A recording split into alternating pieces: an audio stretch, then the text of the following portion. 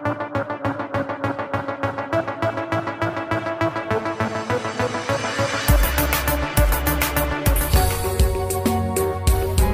from around the globe. Hot, fresh, balanced and objective. On Unity.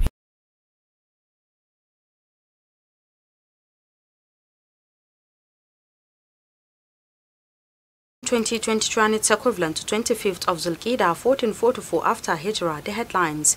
Tinubu congratulates Akpabio. Abbas reaffirms readiness to work with NAS. Benue government imposes curfew as communal crisis claims 3 lives in 2 local government councils. World Blood Donor Day. Poor funding likely to worsen blood donation in Jos. And on the foreign scene, former U.S. President Trump arrested. And in sports, AFCON 2023 qualifier Osimhen Musa Lukman 19 others arrive camp for Sierra Leone match. And those were the headlines, and for details and more of the stories, I am Rukayat Sani Ibrahim. President Bola Ahmed Tinubu has congratulated the new Senate President Godswill Akpabio and Speaker of the House of Representatives Tajuddin Abbas on their election as presiding officers of the 10th National Assembly. This followed an election in the Senate that saw Akpabio beat former Governor of Zamfara State Senator-elect Abdul Aziz Yari by 63 votes to 46 to emerge president. In the House of Representatives, Abbas, who was the preferred candidate of the All Progressives Congress, polled 353 votes, beating his rival, former Deputy Speaker Ahmed Wase and Aminu Jaji, who both secured 3 votes each. In a congratulatory statement he personally signed on Tuesday, Tinubu said he is prepared to transparently work with the National Assembly. The newly sworn-in President of the Senate and former Governor of Akwai State, Godswill Akpabio, has vowed that the 10th Senate will surpass the expectations of Nigerians in building a prosperous nation. Akpabio made this vow while delivering his inaugural speech after his swearing-in Abuja on Tuesday. The Senate President, however, urged the senators of the 10th Assembly to put national interests first. Similarly, the Speaker of the House of Representatives, Tajuddin Abbas, has pledged to uphold the principle of transparency, accountability and the rule of law to deliver good governance for the benefit of all Nigerians. Abbas made the pledge in his acceptance speech after his emergence as a speaker on Tuesday in Abuja. He said the House would champion legislations that will uplift the lives of fellow citizens, promote social justice, and drive sustainable development, amongst others. Governor Rotimi Akeredolu of Ondo State has embarked on a medical leave abroad and has handed over the reins of office to his deputy, Lucky Iyadatiwa. The Speaker of the Ondo State House of Assembly, Olamide Oladiji, confirmed the receipt of a letter from the governor indicating, his departure for treatment. Akeredolu's letter and handover came amid concerns about his health. While there have been speculations about him, with many claiming he is dead, the Ondo State government was swift in debunking it. 3 separate communal crises in Gwer and Oju local government areas of Benue State have reportedly claimed the lives of 3 persons, leading to the imposition of a curfew on Oju town. The warring parties also raised several houses and food brands in the affected communities, leading to the injury and displacement of others. An indigene of Gwer local government area who spoke on condition of anonymity explained that the crisis erupted yesterday after an indigene of Mbaivur was said to have been killed over the weekend by Mba Sambo youths while working on his farm. He added that Mbaivu youths, however, staged a reprisal on Mba Sambo community, burning down houses and the markets in the community. Meanwhile, the crisis in Oju local government area was reported to have claimed 2 lives after the youth of Ibila and Oju communities engaged each other in a bloody fight over the siting of a private tertiary institution on piece of land both parties were laying claims to. Meanwhile, the Benue State government has imposed a dusk to dawn curfew on the communities, while the police said they have also arrested 21 persons in connection with the crisis. More than 100 persons, including a father and his 4 children, have reportedly lost their lives in a boat mishap at Egbu village in the Patigi local government area of Kwara State.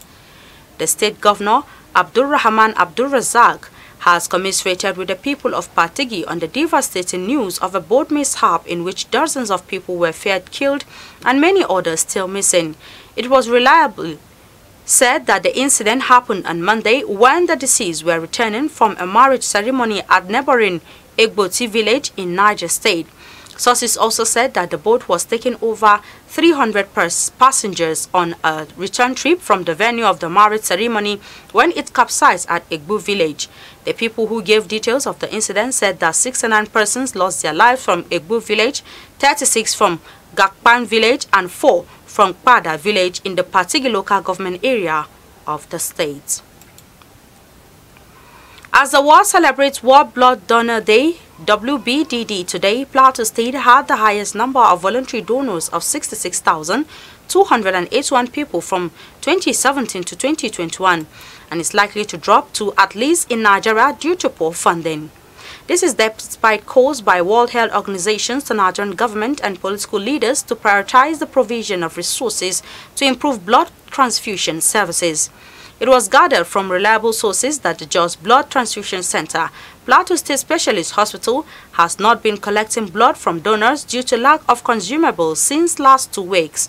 A source who seek anonymity said the center would possibly be out of blood in the next 2 weeks because it almost exhausts the stored blood banks it has. Efforts to hear from the center director, Professor Oda Mulak, proved abortive, but our health correspondent, Jamilu Abdullahi Mirzado, confirmed that the transfusion center was not collecting blood from donors as of yesterday. The World Blood Donor Day celebration aims to raise awareness about the importance of blood donation and to encourage more people to become regular blood donors. Members of the 10th Plateau State House of Assembly have elected principal officers to lead the assembly. The election was done during inauguration of the 10th Assembly at the Assembly Complex in Jos, the Plateau State capital, on Tuesday. Clerk of the House, Mr. Ponven Wieb, read Governor Caleb Mutfan's letter of dissolving the 9th Assembly and a proclamation of the 10th Assembly. Member representing Kwanpan South, Cornelius Dongnan, PDP, nominated member representing Mikang, Moses Sule, PDP, as Speaker and was seconded by member representing Pangshin North, Gabriel Dawan, YPP. Also, Joseph Booker of Shandam constituency APC nominated Gwatson from Daliob of Jos South constituency PDP as Deputy Speaker and was seconded by Timothy Dantong, PDP, Riom constituency. Clerk of the House, Ponven Wieb, administered oath of office and allegiance to the 2 principal officers. The Speaker appreciated his colleagues for choosing him to lead them in the 10th Assembly and appealed for their cooperation to have an assembly free of rancor. Our correspondent, Haruna Umar, reports that the Speaker also called for synergy with the executive and security agencies in the state to curtail the security challenges bedeviling the state. And on the foreign scene, former President Donald Trump has been arrested at the federal courthouse in Miami. He will soon face charges related to mishandling classified documents. During the proceedings on Tuesday, deputy marshals took electronic copies of his fingerprints but did not take a mugshot of Trump because he is easily recognizable, as reported by CNN. Trump assistant and co-defendant Walt Nauta has also been arrested, fingerprinted and subjected to standard legal procedures. Trump is confronted with 37 felony charges. The hearing scheduled for Tuesday will serve as both an initial appearance and an arraignment for Trump. During his hearing, he will have the opportunity to enter his plea in the case. Lawyers representing Trump and his co-defendant Walter Nauta must make appearance in court on their behalf according to Florida rules. And in sports, 22 Super Eagles players have arrived at camp for Sunday's Group A Africa Cup of Nations qualifier match against Sierra Leone at the Samuel Canyon Doe Sports Complex in Liberia. The choice of Liberia as a match venue is due to Sierra Leone's suspension from hosting international matches on their home soil. Among those present include Napoli's Victor Osimhen, Ahmed Musa, Salantina defender Trust Ekong, Ademola Lukman, Joe Aribo, Everton's Alex Uobi, Basi Ajayi, Apoguma and Zaidu, among others. Super Eagles currently on 9 points, sit in fourth on the log with 3 wins and 1 defeat. And with the sport news, we've come to the end of our bulletin for today. You can follow us on our social media handles at Facebook, Instagram and Twitter at TUNTBE Radio FM TV, respectively. You can also watch us live on our satellite decoder, Badarsat, which has been watched in about 38 countries of the world free. You can also watch us and stream us live on our YouTube channel at Unity FM TV. I am Rukayat Sani Ibrahim. Thanks for watching and enjoy the rest of our programs.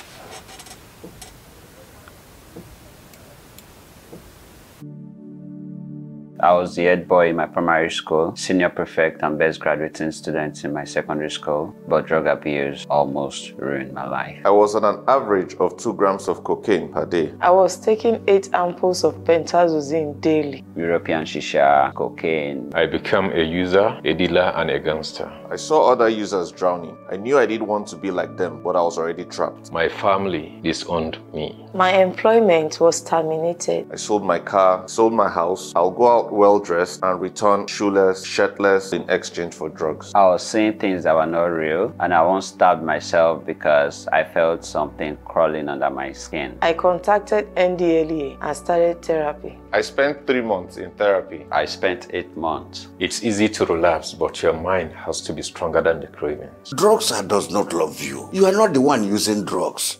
Drugs are the one using you. Say no to drug abuse. Unity.